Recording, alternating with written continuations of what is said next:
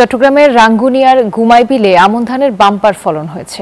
উন্নত দেশীয় জাতের ব্রি ৫১ ধানের ভালো ফলনে খুশি কৃষক, তবে আশানুরূপ দাম না পাওয়ার অভিযোগ তাদের।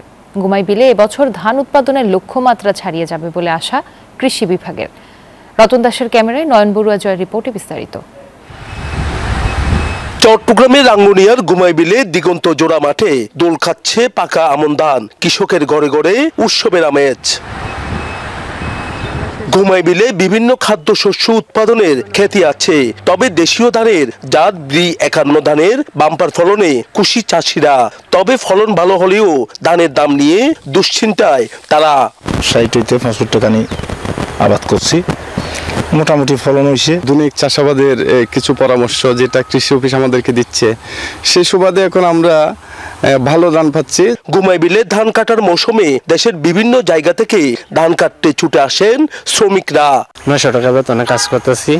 অন্য বছর হচ্ছে কি এবছর ভালো। কেউ আছে নেত্রকোনা, কেউ বারহাট্টা, কেউ ময়মনসিংহ, সবাই সব জায়গাতে আসে। এইদিকে সরকারিভাবে ধান কেনার আশ্বাস দিচ্ছে কৃষি বিভাগ।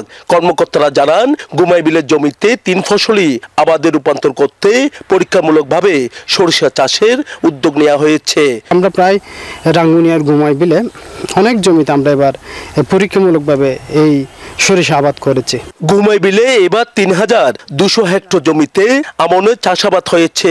ধান উৎপাদনের লক্ষ্যমাত্রা ধরা হয়েছিল ৫,৩০,৪৩৪ মেট্রিক টন। তবে লক্ষ্যমাত্রা ছাড়িয়ে যাবে বলে আশা কৃষি বিভাগের।